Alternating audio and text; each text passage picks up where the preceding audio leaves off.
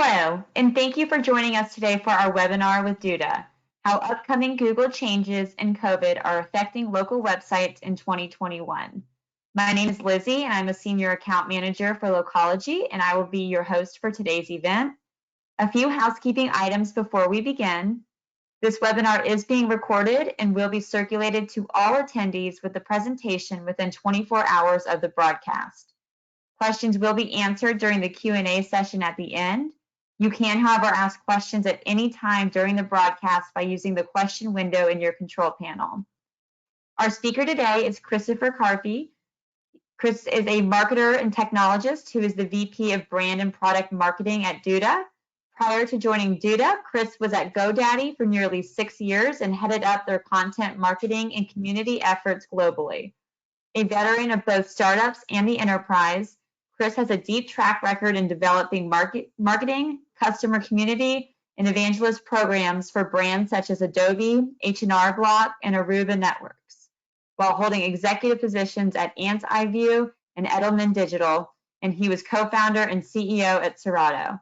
He currently lives in the Bay Area with his family. So without further ado, I will go ahead and pass it over to you, Chris. Great, thank you, Lizzie, and thanks everybody for taking some time out of your day today to participate in this webinar. Just a quick bit for folks who might not be familiar with Duda yet. Duda is the professional website builder you can call your own, and we're really focused on working with agencies and SaaS platforms and freelancers and other professionals who are building sites on behalf of and for small businesses and other folks who really need your expertise in bringing their web presence up to date. Really been working a lot on product, and also really been working a lot on things like customer support and making sure that the community is fully supported. And we were super stoked that we were just ranked #1 for most likely to recommend by G2, and we're up in the in the leader quadrant for G2, and our absolutely unbelievably talented support team actually just won, we found out last week, the Gold Stevie Award for customer sales and support in the technology industry. And so it's been great to be with Duda for the last year or so as I have been here. The things that we're going to talk about today are a couple of fold. I mean, it's been a weird year. We all know this, and especially if we're out there working, either on our own behalf or working with clients and customers, there have been a lot of changes, and there are going to be a lot of other changes that are coming down the pike as well. So we're going to talk about some of the things that we're seeing from Duda's side with respect to local business website strategy going into 2021. There are going to be a number of new Google ranking factors that are coming in as well. And so I'm going to dive a little bit more deeply into those, because these are sort of new things for Google, and the way that they're rolling it out is fairly unique compared to the way that they have done it in the past. We're going to talk a little bit about some of the things that we've seen in changes in consumer website activity over the last year or so, and then some takeaways, some, not just, a dude talking, but some things that you can actually look at and try and implement, again, either for yourselves or for your clients going forward, based on some of these things that are likely coming down the pike.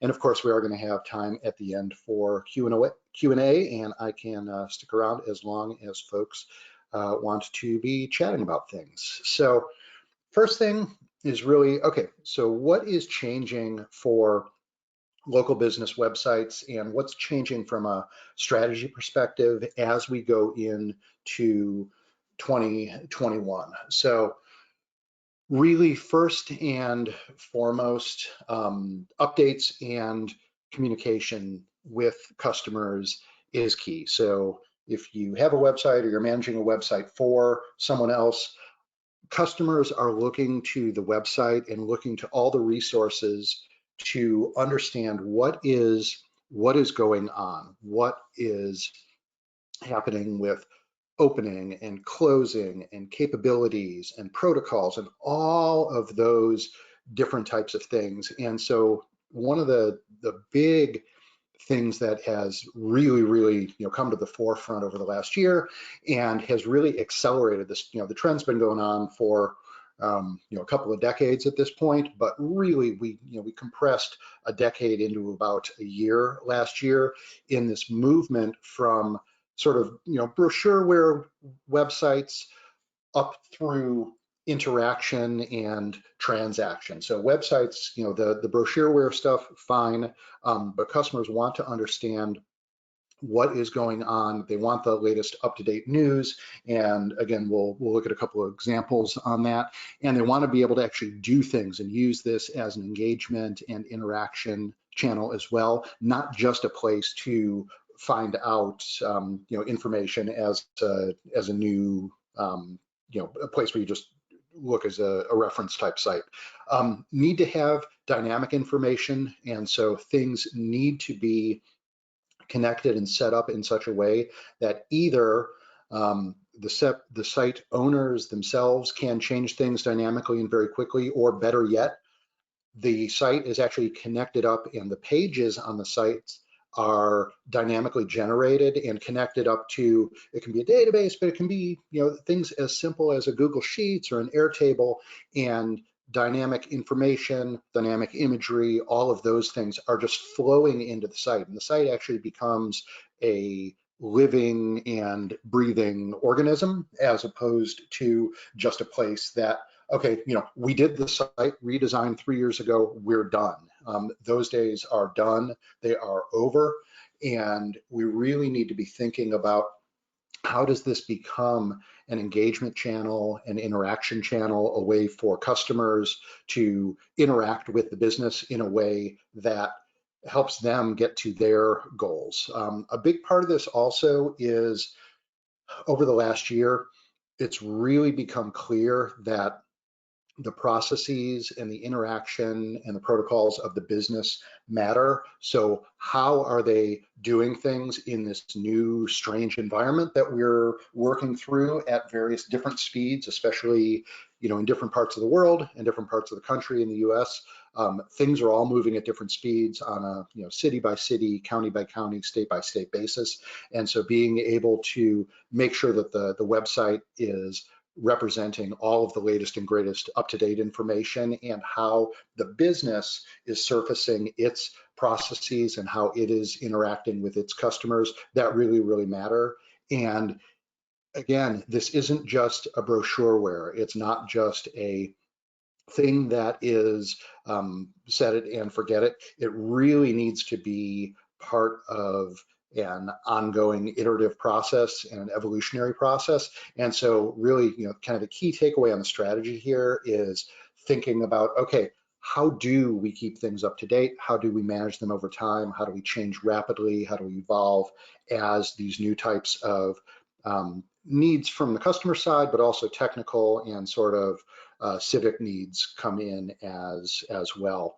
So one of the big things that is coming down the pike this year is Google has a couple of really big changes that are notable, and they're going to intersect with this trend of things that we have seen from COVID, and actually really change things for local websites.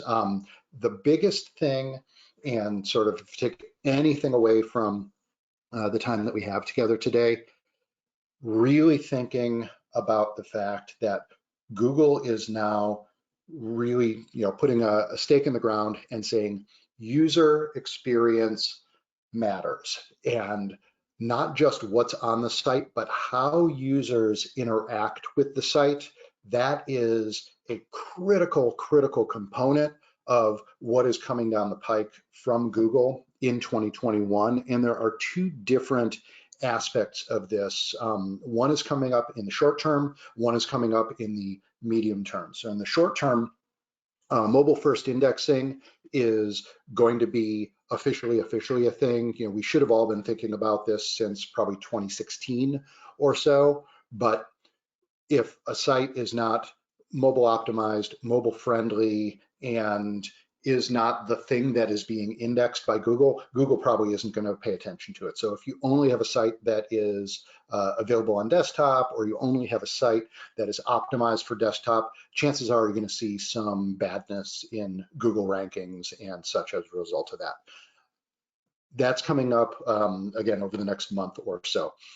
In May is a big thing though, and Google is going to really look at this user experience concept through a lens of some particular metrics that they're bringing in, that they're grouping together into the concept of what they are calling core web vitals. And they're looking at a number of different aspects of interaction between a user and a website and their experience, and they're taking their measurement of how well a site supports these user experience metrics and driving that into all of the different ranking factors that they have. So as we know, Google does have hundreds of different ranking factors that they all sort of put into their, their magic black box, and out comes, your position 1 or position 10 or position 100.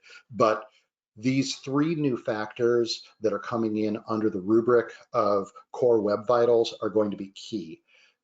Google started teasing it about a year ago. I think it was May of last year, plus or minus, and they have already signaled these are going to go live and actually start fitting into their rankings starting in May of this year. So there are 3 different core things in these core web vitals that we need to be thinking about. And then there are a couple of other aspects that we need to think about as well. So again, from Google, what they're saying is they care about page experience, and from their standpoint, page experience, it's a whole set of different signals that they are using and technology that they are using to measure how users perceive the experience of interacting with a website or a page on that website. And that is above and beyond just the words on the page. So, back in the day, if SEOs were, keyword stuffing, and then, in the last few years, folks have gotten the clue that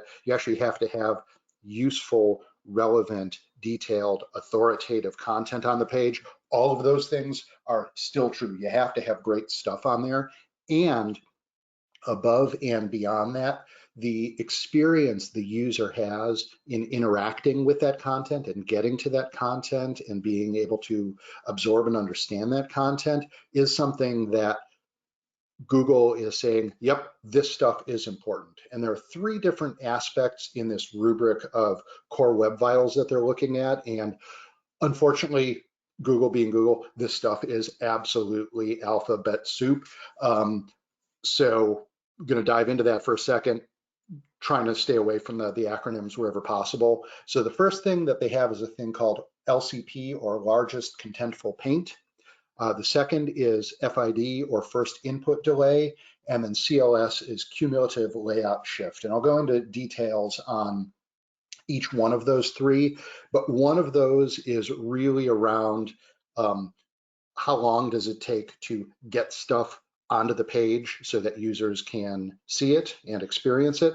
The second is around the page itself. How responsive does it seem to the user when they try and do something on the page? And then the third is, how stable is the page from a visual standpoint? Does it seem like things are jumping around on the page, especially on mobile?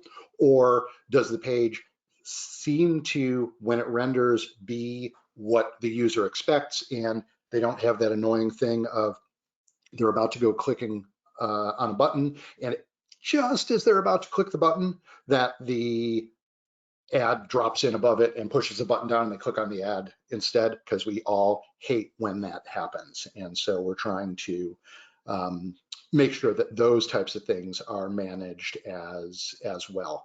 So for each of these things here, going to dive into all of those. There are a couple of other things that Google has really said are going to be key going into 2021. One, again, mobile friendliness absolutely matters. That's going to be a mandatory thing.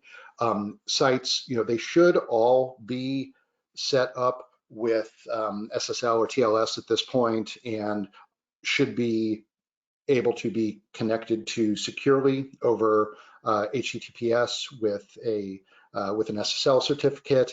And another interesting thing, and again, this gets at all of the different things that we're talking about with respect to experience, is they really don't want intrusive ads. So things, interstitials, popovers, all of those kinds of things. You can't interact with the content if you can't see the content because there's a big old ad sitting over the top of it. So there are things on that side that they are going to be looking at as well. And again, there's a link there if you head to our blog. We've actually broken all of this stuff down as well. So going into the various core web vitals, this first one again is called largest contentful paint, or LCP. And what they are looking for is when a page starts to load, you've got what's on the screen. You've got the viewport that you're looking through, and whether it's on mobile, whether it's on desktop, they want to measure, and they are going to measure how long it takes for the biggest thing on that viewport to get downloaded and render in the browser for the user. It could be an image. It could be a big old block of text. It could be a video.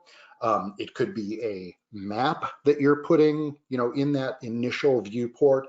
And you really need to think about that. What they're saying is, from their studies and research that they have done, users expect, especially on mobile again, that the biggest thing that is going to show up on the page when somebody hits a website for the first time should show up and should be rendered within 2.5 seconds or so.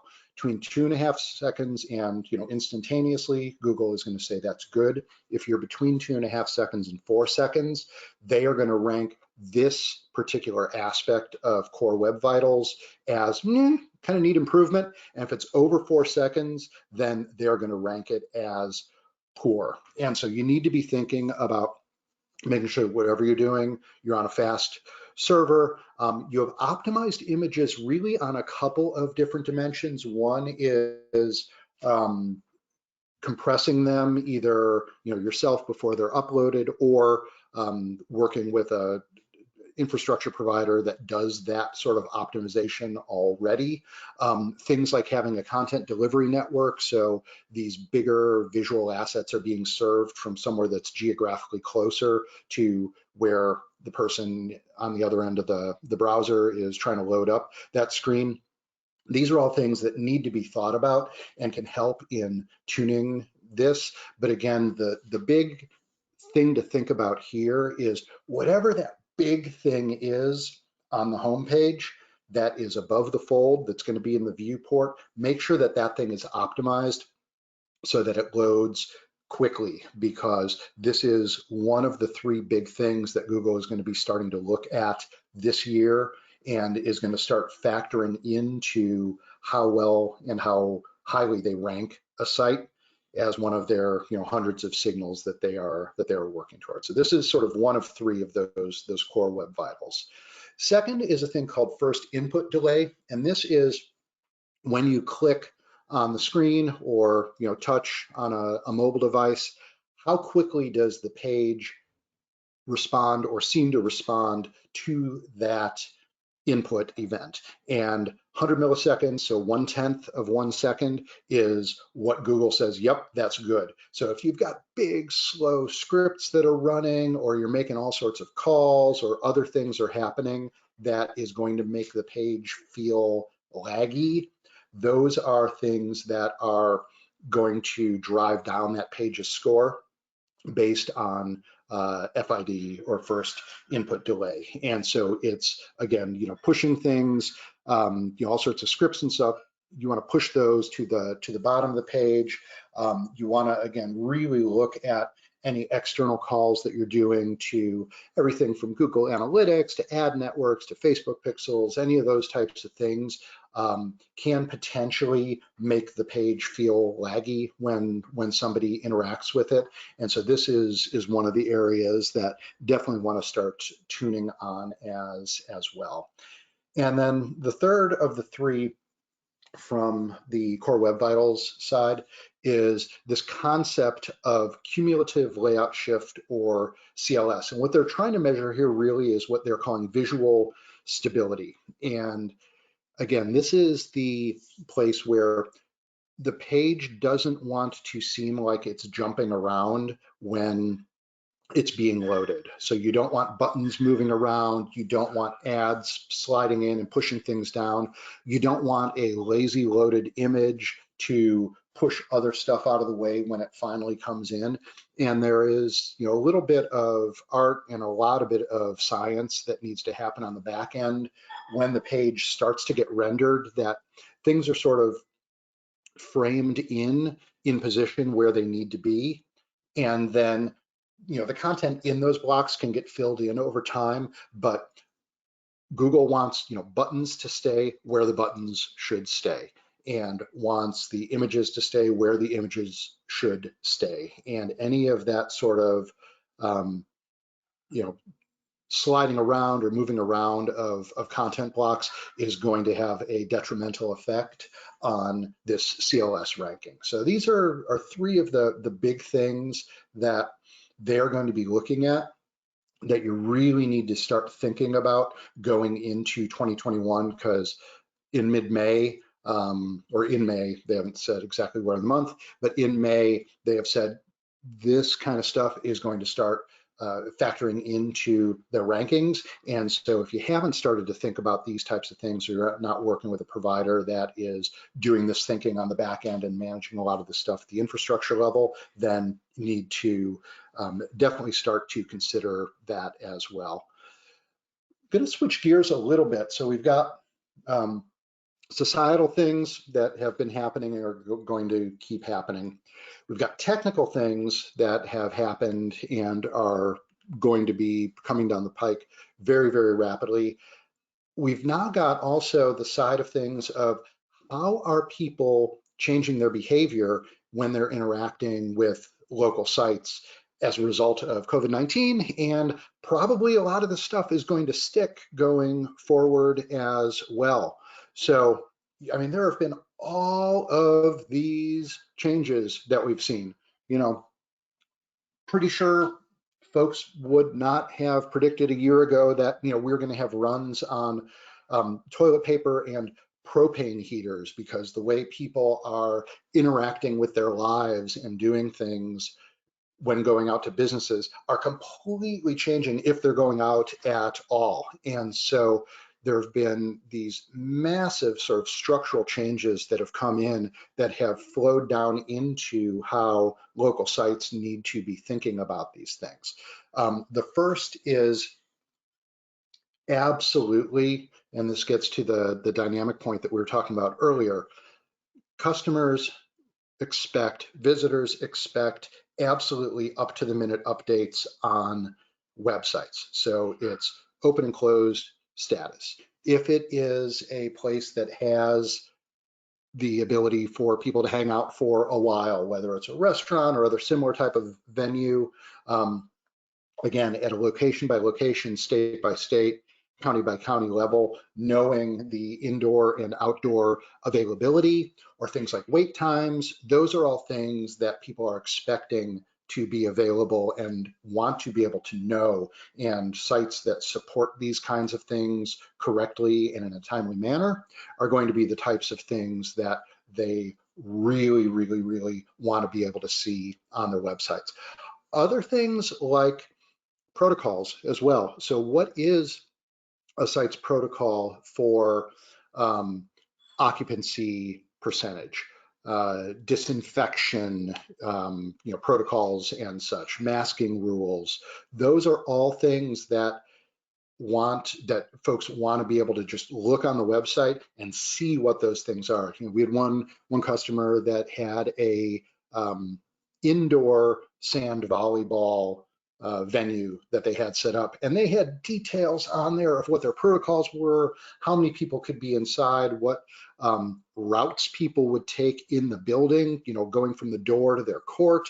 It got really, really, really detailed, and the ability to share and communicate that information easily and dynamically through the website is what people are expecting now. And so sites need to be able to support that kind of ease of change of information as things are changing, literally daily and weekly now in a lot of geographies.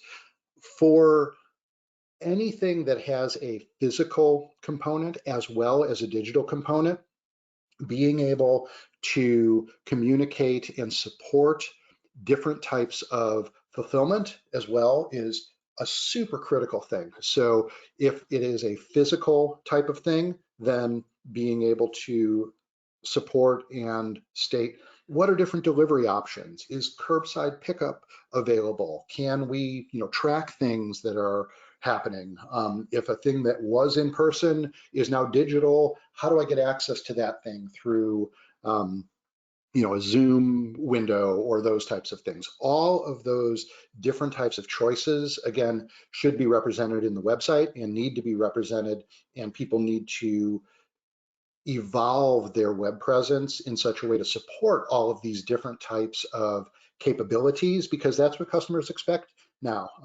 Again, we've collapsed a decade worth of innovation into about a year.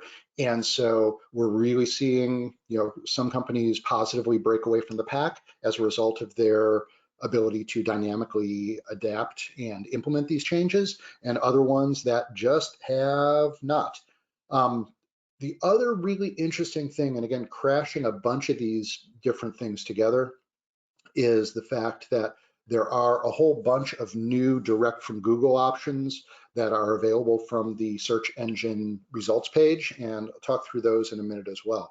But sort of as example, there's a set of stores out there called The Dry Cleaner. I think it's at thedrycleaner.com.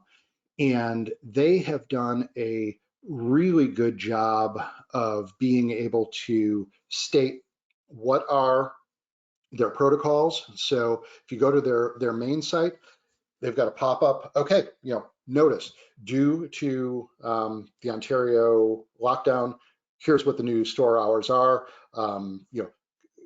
Contact your local location here. And if you click through on that, then you can see, oh, okay, here are the different locations that they have.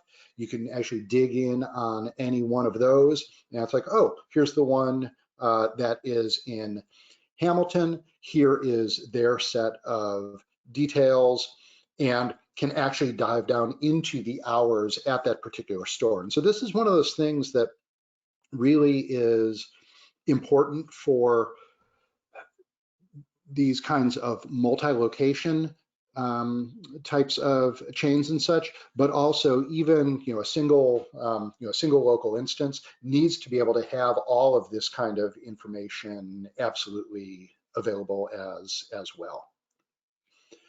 So there's one other aspect that is really, really, really noteworthy, which is there are now a whole host of direct options that Google is starting to surface on the search engine results page as well that were not historically there, especially if you go back a few years. So if I go and I search, and you can do this, in another window right now, if you search something like Piccolo, Ristorante, Belmore, in Belmore, New York, you are going to see all sorts of things in their information card here. So Google is now starting to surface all of these different things. So if there are things like order pickup and order delivery, actually having the call to action buttons surfaced right there. A number of these things are connecting out into the website as well. So for example, there is the ability to surface menu options and actually state, here is the link to our menu. And you can give Google that URL in Google My Business, and it will link out to the menu on the website. And there are a host of different types of things that can show up in here, and it really depends on business type. If you go in and you're managing a business and state which type it is, Google is going to surface different types of links that you can put into this card that will drive back to different things on the website as far as COVID, COVID operation details, menus, whether different types of pickup and delivery options are available. All of that stuff can start to get surfaced now. And so really, this is one more step that Google is taking into really providing all of this kind of information from the search engine results page. And more of it either needs to connect back into the website directly, and you need to have sort of the structured data set up in such a way that it can do that, or connecting into some of these other third-party fulfillment services as well, order pickup, order delivery, and such. So all of this stuff, we've got really these, three confounding forces of what's happening societally, what's happening for business, what's happening with search, and all of them are crashing onto the customer at the same time, and figuring out how to really provide a great experience for that customer as they are trying to get their jobs done is the thing that is absolutely critical in dialing in web presence as we're getting further into 2021. So distilling all of that down, needed to sort of put together a checklist of things we want to think about. So number one, making sure that on the website, all of the different available service options, making sure that that is very clear, very accessible, very integrated with processes. So whether it is a restaurant being able to state whether they have dine-in or takeout, if it is somebody who is delivering physical goods, whether they have regular delivery or contactless delivery or curbside pickup, all of those things need to be stated on the website as well. If perhaps if it is a coaching service or a fitness studio, what their online classes are. We're seeing a huge uptick in things like membership sites this year, where people are, you've got the general website that gives information, and then you can actually sign up for other types of things, either online classes or special availability and such for customers who have either joined the site explicitly or paid extra for those things and such. All of those kinds of service options need to be baked into the website now. Process becomes super important as well. So all of these things around having integrated capabilities. So appointment scheduling, again, you want to know that when you show up at a place, you're not going to have to wait outside if it's cold, or you're not going to be going to a place that's super crowded if it's an indoor sort of place. You want to be able to schedule time slots. And so integrating appointment scheduling system with the website, or doing online ordering, order status tracking is absolutely critical as well. So that helps with the overall customer experience, and that helps with really making sure that the customer has sort of trust and predictability. Oh, okay, this thing that I tried doing online, I know it's actually happening, and you can get a lot of expectations. And especially, we put our sort of human hat on as opposed to just our business person hat. There's all sorts of stuff as we are munging together work life and life and kids and pets and all of those things, knowing that Instacart is going to be here, or the local delivery is going to be there between 2 and 2:30, and having visibility into that is super, super, super important. Ability to actually deliver capabilities through Zoom widgets and those types of things, absolutely critical as well. Since so many of the different types of inventory and commodities and things that we really kind of took for granted in the past, like Clorox wipes or propane heaters or toilet paper, those are all things that people want to know if they go to a place that they're actually making a trip outside to go do the thing, that they can actually do the thing. And so having inventory and visibility and availability is super important.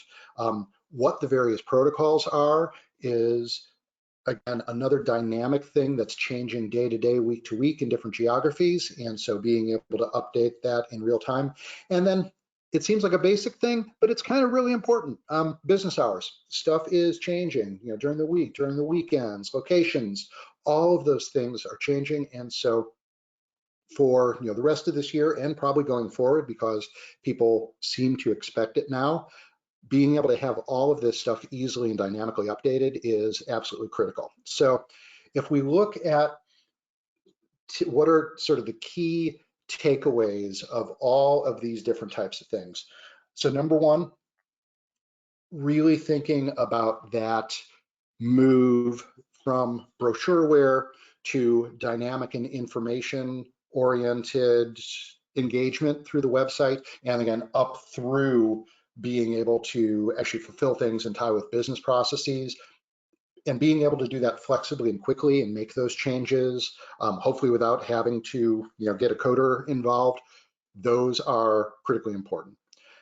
Being able to think from the customer's point of view, what are the capabilities that they need in order to live their lives and do the things that they're trying to do. So appointment scheduling and any of those other kinds of capabilities that they can do to make it easier for the customer, that's all things to be considered as well. All of the different types of core vital concerns. Again, what Google is really, really, really thinking about is customer experience. That is the thing that they are starting to bake into their whole set of feedback mechanisms that they're using when they are measuring how well is a site performing and where should it rank in their rankings. So look at what are you bringing into that site, what kinds of third-party scripts are you doing. Again, making sure that images are reduced in size, both in sort of weight, how many kilobytes or megabytes are those images and videos, making sure that they are sized correctly, making sure that they're small if that works, that's an okay thing.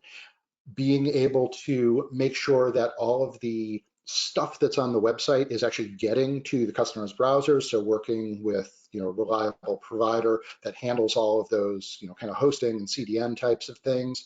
And again, from that user experience standpoint, especially on mobile, thinking about visual stability and doing that especially on mobile, and making sure that images on the page aren't all jumping around and such. And one more sort of technical thing, as we saw on some of the stuff for the couple of websites that we looked at, there is more and more information that if it can be put in a structured fashion into the web page using Google Schema, or using Schema, that Google will be able to interpret and sort of parse that out and use it in its various places. Super important. So for example, there's a part of Schema called FAQs, and it's all of the different listings of frequently asked questions. You've got a question and then an answer. And you've seen this on sites, you've seen it on Google, where you've got a list of 3 or 4 of these things. You click on them, they sort of accordion, expand, and then you can see the detailed answer to that question.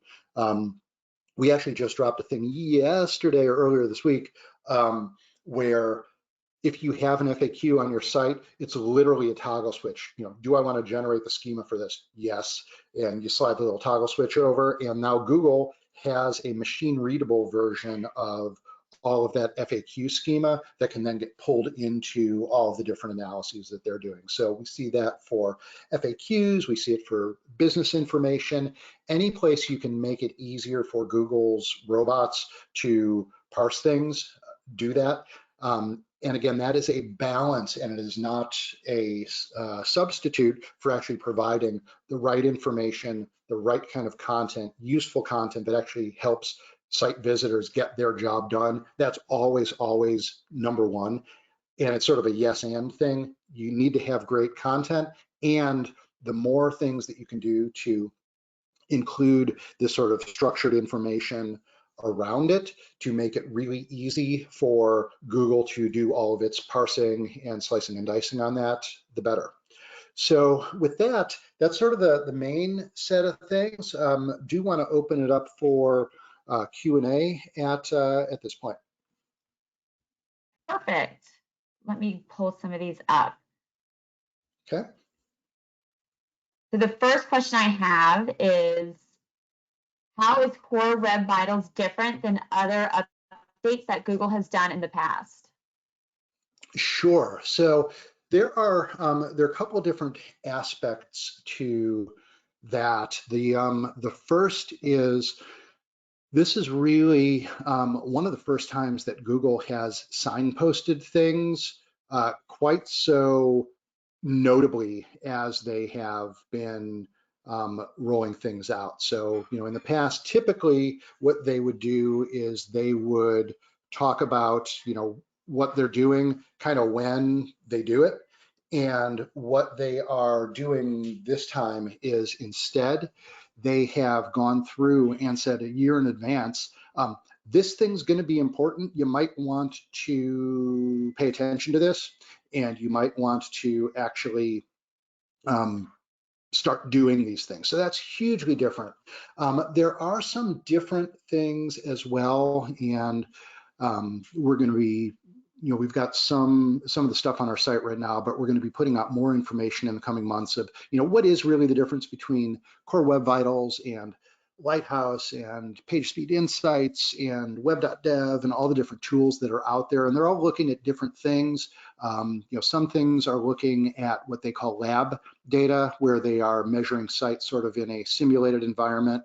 They have other things where they are using what they call RUM, or real user metrics, that look at what actual users were doing on the site, and they're tracking a bunch of those things. So the biggest thing, though, is this seems to be an important one, and we'll see in a few months how much it affects and changes the various rankings on sites. But the fact that Google signposted this a year in advance is a notable departure from a lot of the things that they've done in the past. All right, great. The next question we have, someone wanted to know if you could elaborate more, talk a little bit more about Google and schema.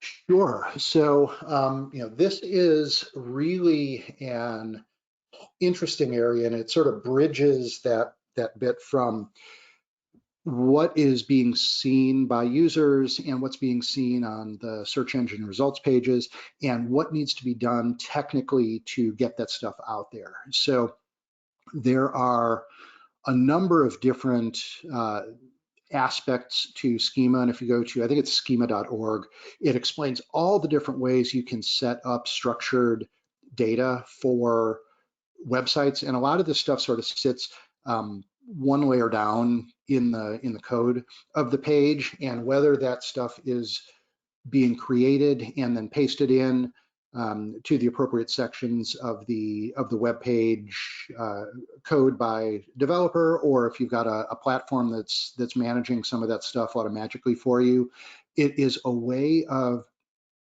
providing structured information. And again, from a business standpoint, this can be everything from hours, open close status, am I temporarily closed, to other things like COVID protocols, to other things like the FAQs that I mentioned before, that all can be structured in such a way that makes it really easy for Google to take that stuff and then either display it in appropriate places in their results, or use it in their ranking algorithms as well. So wherever you can, definitely, if you're an agency or freelancer, help your clients understand schema.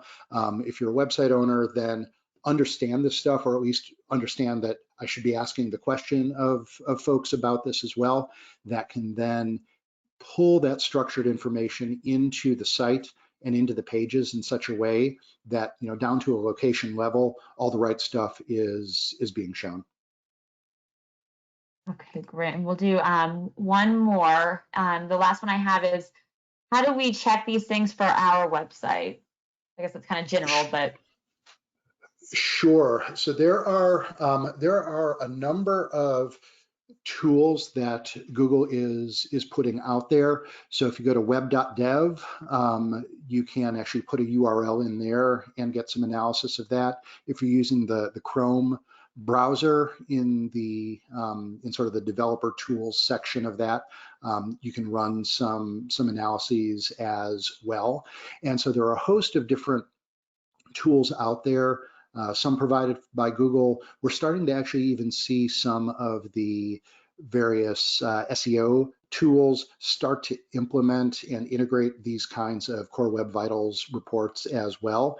And so it is, it's a thing that you should be, doing, should be looking at, and really using to sort of benchmark yourself now, because again, since Google has sort of pre-released this stuff about a year in advance, you can take a look at it now, and then as it goes forward, the types of updates and improvements that you're putting on your website can help hopefully influence and drive those things into those green regions that Google is looking at for the sort of the baseline that they're trying to get everybody to, from how responsive the site is and overall how the user experience on the site is. okay, great. And if your question was not answered today, someone from Duda will be following up with you to answer those questions. And I just want to thank Chris and the Duda team again. I thought they were great questions and the presentation was great. And just wanted to thank you, Chris, for putting this together for us. Absolutely. Super happy to, and thank you and Localogy for the invitation. And if folks do have any other questions, you can find me via our website at duda.co, or just reach out to me on email or any of the social channels. On all of the socials, I am at ccarfy, and my direct email is chris@duda.co. Perfect. Just a few more items from Localogy before we end today's webinar. You will be able to view today's broadcast along with previous webinars on our website, localogy.com. Just navigate to research and resources and drop down to webinars. And you also will receive an email within 24 hours of this broadcast with the file for the webinar. Thank you so much for joining us today, and please be sure to visit localogy.com and subscribe for updates to be the first to know about future webinars. I hope everyone has a great day.